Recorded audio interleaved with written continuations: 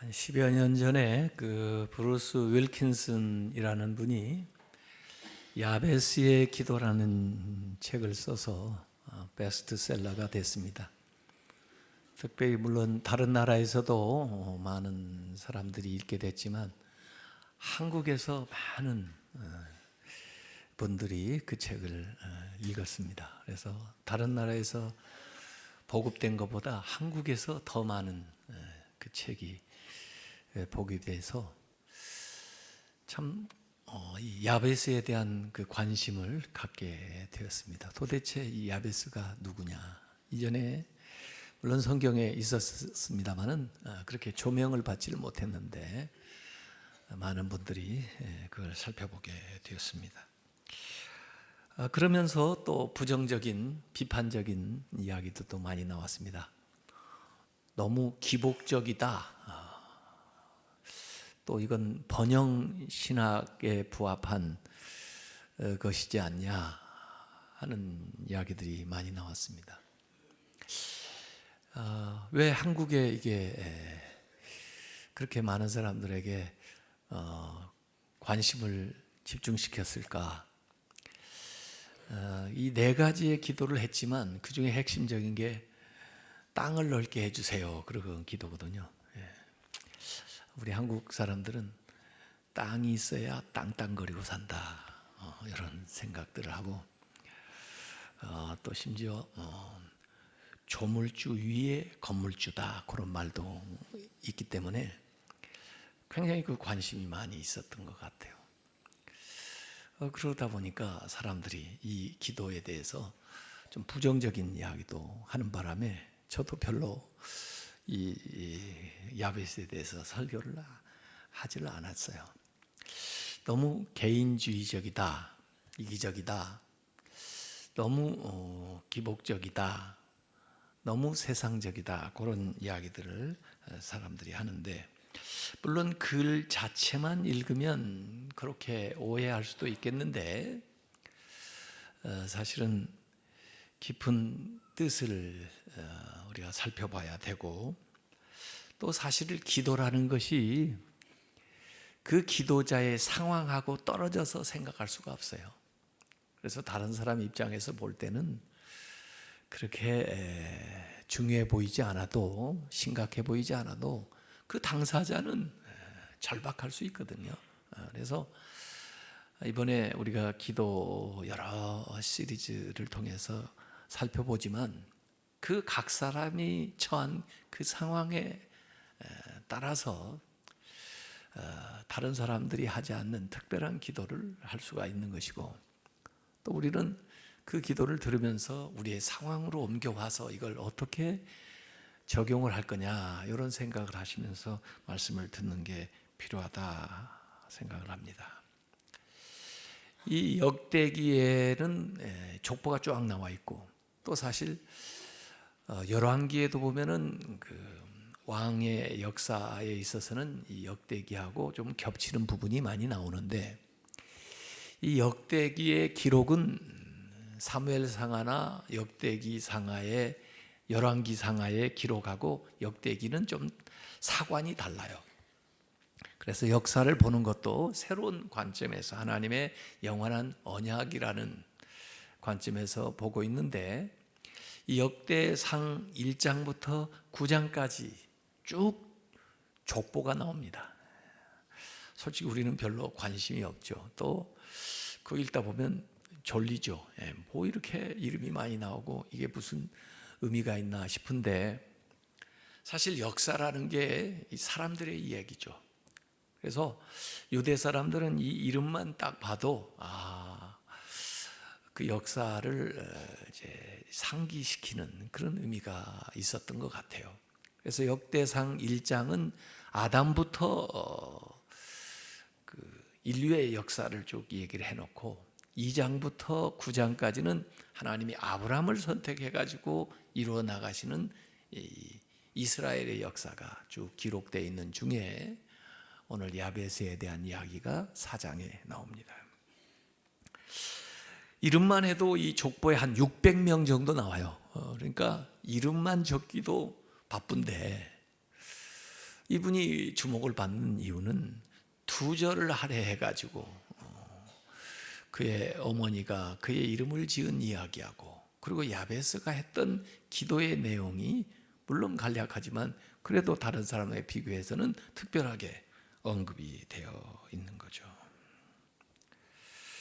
이 야베스에 대한 이 족보도 가만히 살펴보면요, 유다의 아들,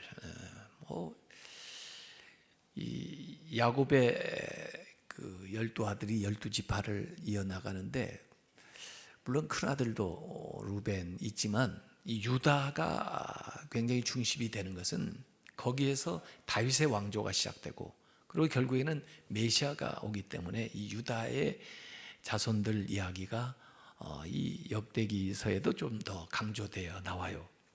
근데 그 유다의 아들 중에 그래도 베레스라고 하는 아들을 후손을 통해서 헤스론, 보아스, 오벳, 이세, 그리고 다윗으로 이어지는 왕조의 얘기가 역대상 2장 3장에 주류로 나오고, 유다의 아들이기는 하지만은 소발의 후손으로 내려가는 비주류의 사람들도 나옵니다.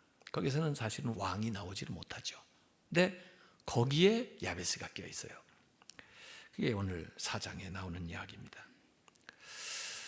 그러니까 별로 그렇게 주목받지 못한 이제 사람인데, 그럼에도 불구하고 그의 인생이 형제들보다 아주 존귀해졌다, 특별히 다르다.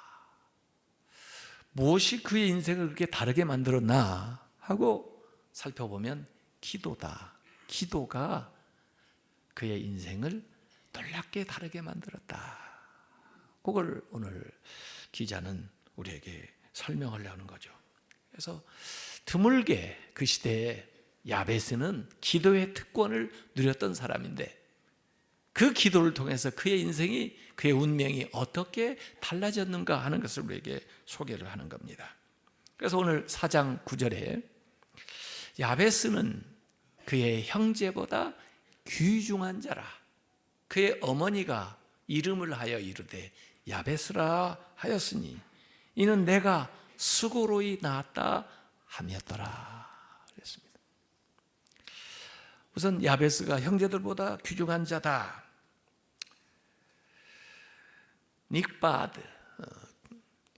닉바드, 존귀한 자, 뛰어난 사람이라는 뜻이에요. 형제들에게 존경을 받는 사람이라는 뜻이에요. 그의 인생 이렇게 존귀한 사람인데, 그의 어머니는 그의 이름을 야베스라 지었는데, 왜 그렇게 야베스라 지었느냐 하면 내가 수고로이 낳았다, 고통 중에 낳았다, 이런 뜻이라는 거예요. 그러니까 이 고통스러운 인생이 어떻게 이렇게 존귀한 인생으로 바뀌었는가, 이렇게 평범한 사람이 왜 이렇게 탁월한 인물이 되었는가 하는 이야기를 우리에게 소개해 주려고 하는 건데, 보통은 유대인들, 우리도 그렇지만은 자녀를 낳으면은 아버지가 이름을 지어주죠. 근데 아버지는 안 나오고 어머니가 이름을 지어줬다.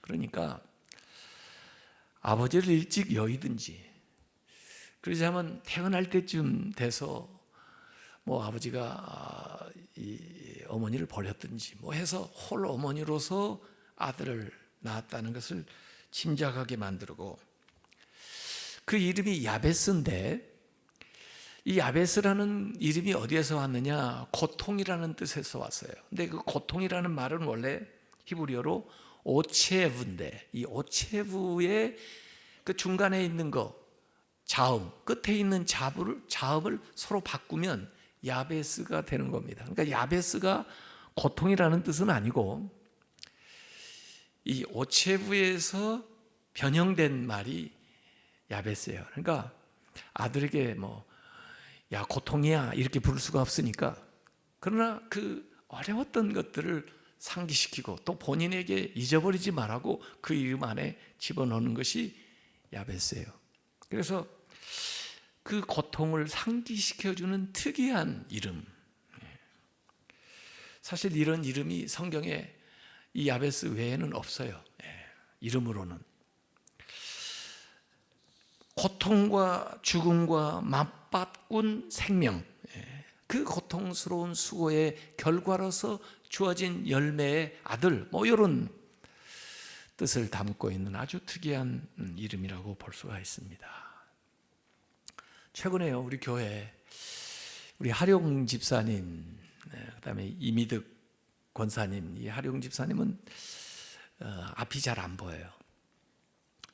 참 도중에 실명을 했기 때문에 좀 어렵죠. 참 그런데 귀한 딸이 있어요.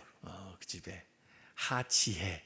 7년 전에 여기에서 제가 주례를 했습니다. 근데 이제 남편 따라서 워싱턴 미국으로 가서 살고 있는데 오랫동안 아이를 기다리다가 거의 이제 7년 만에 아이를 갖게 된 거죠. 그래서 산모가 잘 아이를 주시면서 참 어렵게 힘들게 임신 기간을 지나는데 이제 한 8개월쯤 돼가지고 너무 숨이 차고 또 입술도 아주 파래지고, 그래서 병원에 진찰을 받으러 갔더니 그 산모가 아주 희귀병인 폐동맥 고혈압이라는 진단을 받았는데, 이게 저산소증으로 아주 조산율도 한 50% 되면서 태아 사망률도 아주 높은데, 만약에 이게 일찍 발견이 됐다면 산모를 위해서 아이를 유산을 하라 하는 이런 이제 의사의 이야기를 들었을 텐데, 그래도 견뎌서 지나가지고 8개월까지 됐기 때문에 급하게 이제 그 제왕절개 수술로 아이를 출산을 해가지고 인큐베이터에다 아이를 넣고, 산모는 중환자실에서 3개월 동안 치료를 받았습니다. 근데 그때가 제가 선거할 때라 우리 교인들이 교회 모여서 100일 기도했는데 제 기도와 함께 이 하지의 산모를 위해서 열심히 기도를 했어요. 그래서 사실 이 생존할 확률이 산모가 거의 희박하다고 그랬는데, 결국 신약이 좀 개발된 걸 쓰고 그래가지고 이 3개월 만에 이 중환자실에서 일반 병실로 이 산모가 옮겼습니다. 그래서 의료진들이 전부 축하하고 감사하고 해서 축하해 주는 중환자실에서 일반적, 그리고 결국은 퇴원까지 했어요. 그래서 지금 현재는 퇴원을 해서 애를 이렇게 돌보고 있어요. 이 아이 이름이 노아예요. 노아. 노아, 성경에 나오는 노아라 말이에요. 기적 같은 일이 벌어졌습니다.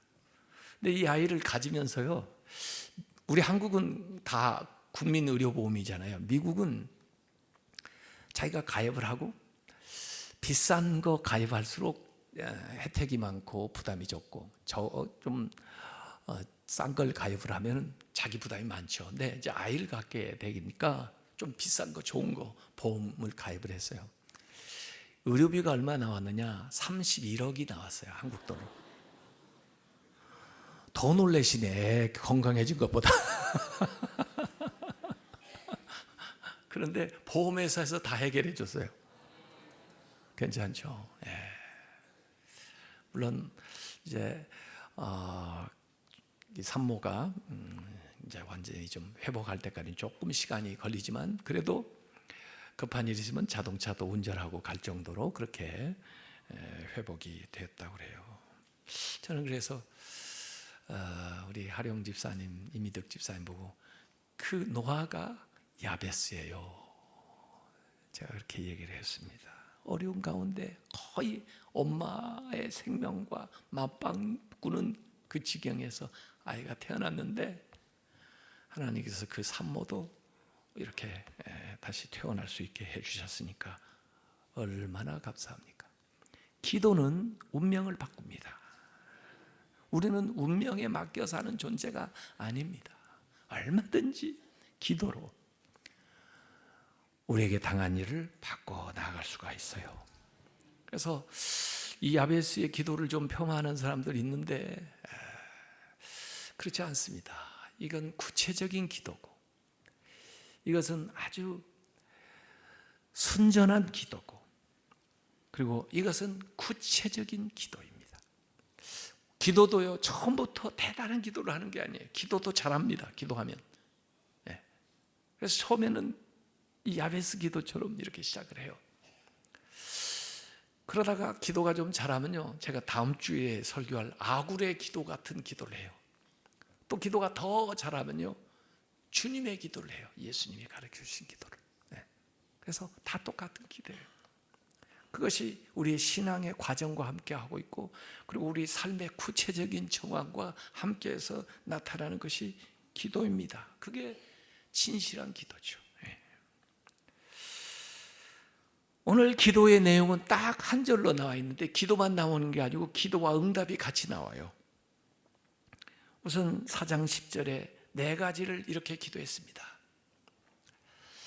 주께서 내게 복을 주시려거든. 저는 이 한국말 번역이 좀 마음에 안 들어요. 복을 주시려거든 주시고, 안 주시려거든 마시고, 이렇게 읽혀질 수가 있을 것 같아요. 첫 번째 기도가 저에게 주께서 복을 주시옵소서가 첫 번째. 저에게 복을 주시고, 이게 첫 번째 기도예요. 그 다음에 두 번째 기도는 나의 지역을 넓히시고 나의 지경을 넓혀주시고, 세 번째는 주의 손으로 나를 도우시고, 네 번째 기도는 나로 환난을 벗어나 근심이 없게 하옵소서. 요 네 가지가 이 야베스의 기도 내용이에요. 그래서 첫 번째 기도, 나를 축복해 주소서. 세상에 우리에게 복 줄 사람이 하나님 말고 또 있습니까? 누구한테 가서 여러분이 복을 달라고 그래요? 무슨 산에 가서 복을 달라고 그럽니까? 뭐 누구 찾아가서 복을 달라고 그럽니까? 하나님한테 복 달라고 그랬죠. 왜? 하나님한테 복 달라고 그런 게 잘못됐어요? 하나님만이 복을 주실 수 있는 분이고, 하나님이 만복의 근원이세요. 하나님은 복 주기를 원하세요. 어떤 사람이 천국에 갔는데요, 가다 보니까 자기 이름으로 되어 있는 창고가 있더래요. 그래서 그 안내하는 분 보고, 저거 제 이름하고 똑같은 애래요. 그랬더니 당신 이름이라고. 그래요? 한번 가서 봅시다 그랬더니 아예 볼 거 없다고, 그냥 가자고. 아니요, 제 이름이라며요. 그래도 그냥 가는 게 나을 텐데. 아니요, 그래도 꼭 보고 싶어요. 가지고 문을 탁 열고 봤더니 그 창고 안에 자기가 진짜 원했던 거, 필요했던 것들이 가득하대요. 아니, 내가 저거 원했었는데, 내가 저거 필요했었는데. 그랬더니 글쎄요, 당신이 기도만 하면 내려주려고 준비해놨는데 기도를 하도 안 해가지고 여기 그대로 있는 거라고. 그래서 내가 그냥 가자고 그랬지 않냐고. 기도를 하세요. 개역 성경에는 복 위에 복을 더하시고 그랬어요. 더블 블레싱이에요. 복 위에 복. 그래서 저는 이전 번역이 굉장히 더 매력이 있어요. 우리가 기본적으로 다 예수 믿으면서 복 받았죠. 하나님의 자녀 되고 하늘나라 갈 수 있는 복 많은 복이 세상에 어디 있어요? 하나님 외에 그 복을 주실 분이 어디 있어요? 그런데 그 위에 복을 달라. 금방 죽는 게 아니잖아요. 금방 하나님 나라 가는 게 아니잖아요. 이 세상에 살면서 그 필요한 것을 하나님께 구해서 얻는 거예요. 저에게 복을 주십시오. 내가 부족한 게 많기 때문에, 내가 약점이 많기 때문에, 하나님이 복만 주시면 얼마든지 다르게 새롭게 살 수 있기 때문에 저에게 복을 주세요. 그렇게 야베스가 기도했습니다. 두 번째 기도가 사실은 기도의 핵심인데, 나의 지경을 넓혀 주십시오 그랬습니다. 왜 우리나라가 이렇게 땅이 가치 있는 것이 되어버렸죠. 비좁은 땅에 살고 있으니까 많은 사람들이 원하니까. 근데 우리 못지않게 이스라엘도 그래요. 이스라엘도 원래 애굽에서 나와가지고 그 가나안 땅을 약속으로 받기는 했지만 그 땅을 차지하는데 어마어마한 고생을 했고, 또 나중에 나라가 망하는 바람에 다 포로로 잡혀갔다가 다시 돌아오는데 이미 거기에 있는 사람들과 같이 그 땅을 놓고 다퉈야 되고 하니까 이 땅에 대한 사상이요, 성경에는 정말 히브리 사람들에게 절절하게 나타납니다. 땅, 하나님의 축복, 하나님의 약속, 그러면 땅하고 딱 연관이 돼 있어요. 이건 생존권하고 관련되어 있는 거예요. 그래서 우리 못지않게 유대 사람들이 이 땅에 대한 사상이 굉장히 들어있는 겁니다. 특별히 역대기는 바벨론 포로에서 생활하다가 이제 가나안으로 다시 귀환한 사람들이 거기에 정착해서 살아가는 이야기들이니까 이 땅에 대한 문제가 심각하거든요. 사실 이 야베스라는 사람은 이 왕조 이전에 가나안에 애굽에서 나와가지고 정착하는 시기에 있었던 인물이기 때문에 그 땅에 대한 이야기가 아주 강조되어 있어요. 마치 그 갈렙이 가나안에 정착할 때 저에게 저 산지를 주십시오, 강력한 거인들이 산다고 하는 저 산지를 제가 차지하겠습니다, 이렇게 도전적으로 갈렙이 얘기한 것과 같은 생각이 이 야베스에게 들어가 있는 거죠. 그래서 결국 야베스는 한 지경을 차지하게 돼요. 그래서 그 마을을 세우는 지도자가 되고, 그리고 그 성읍의 이름을 야베스라 이름을 붙이게 돼요. 그래서 역대상 2장 55절에 보면 야베스라는 성읍이 나옵니다.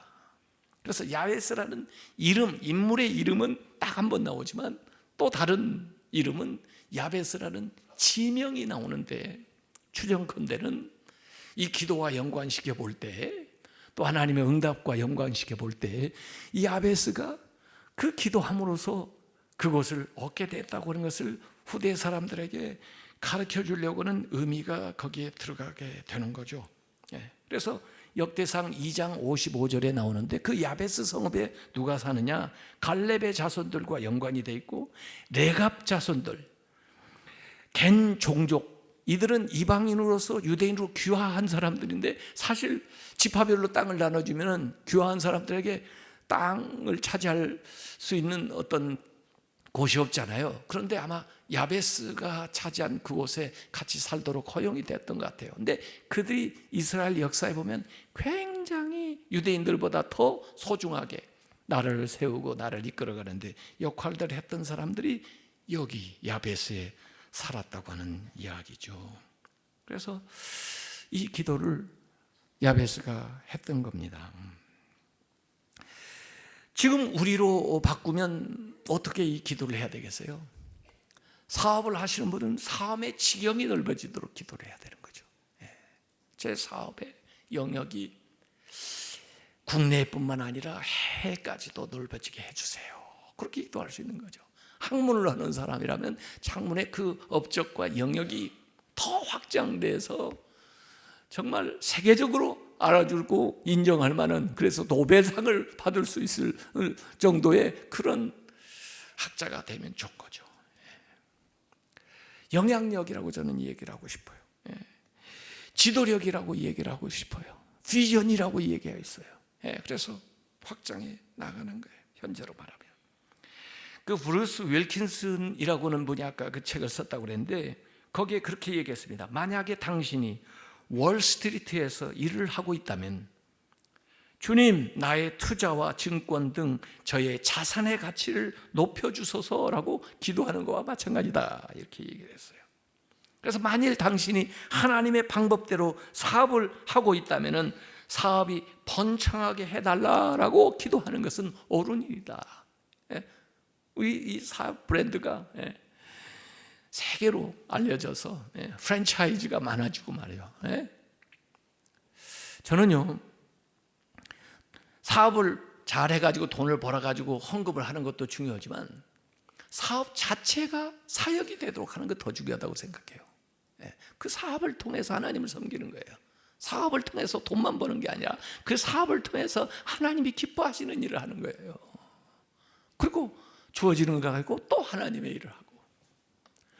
그런 분들은 얼마든지 복을 받아야죠. 얼마든지 넓어져야죠. 얼마든지 확장해야죠. 얼마든지 번성을 해야죠. 헨리 블랙커비라고 하는 사람은 나의 삶에서 하나님이 하시는 일을 통하여 세상의 사람들이 하나님을 알게 되게 해 주소서 이렇게 기도했다는 거예요. 더 넓은 영향력, 더 많은 책임, 더 많은 기회, 더 많은 도전, 더 많은 일을 하게 해달라고 하나님 앞에 기도하는 것입니다. 제가 교단의 일을 맡게 되고 총회장을 하게 될 건데 그 지위가 탐나서 하고 싶은 마음 한 번도 없었어요. 하나님이 주신 은혜와 은사, 또 이 귀한 것들을 어떻게 더 많은 분들을 섬기고 더 어떻게 성한 영향력을 교단과 교계에 미칠 수 있겠나, 그런 기회를 달라고 기도하는 거예요. 또 그렇게 쓰임받기를 바라는 거죠. 우리 믿는 사람들이 정말 할 수 있는 일과 우리가 관여하는 영역이 넓어질수록 하나님의 일이 활발하게 일어나고 그것에 필요한 능력과 자원을 하나님께서 풍성하게 공급해 주십니다. 그래서 너의 입을 10개 열라 내가 채우리라 이렇게 말씀하십니다. 자신에게 한계 주지 말고, 내가 이렇게 태어났는데 내 어머니는 홀어머니인데 내가 이런 지역에 살면서 뭘 하겠나, 그렇게 주저앉지 말고 제 영역을 확장시켜 주세요.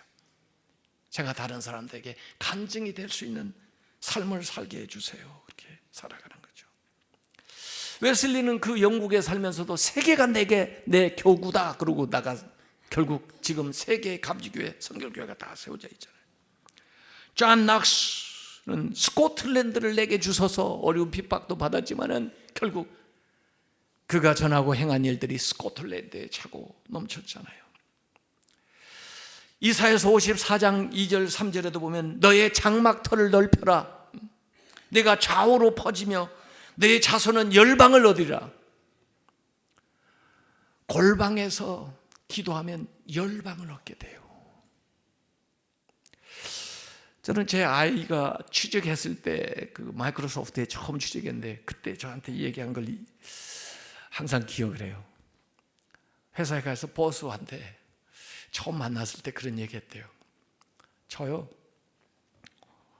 아직 젊고요, 결혼도 안 했고요, 혼자 사니까요, 시간 많아요. 그러니까요, 일 좀 많이 시켜주세요. 많이 배우고 싶어요. 다른 사람이 안 하려는 거 저한테 맡겨주세요. 제가 열심히 해볼게요. 그랬다 그래요. 요새는 말이에요, 자기 일 안 하면 안 하려고 그래요. 제가 교단에서 이제 그 인사위원장이니까 그 교단에 가면 직원들이 자꾸 얘기해요. 직원 좀 더 뽑아주세요, 자꾸. 근데 왜요? 바빠요. 일손이 부족해요. 항상 바빠요? 아니, 항상 바쁜 건 아니죠.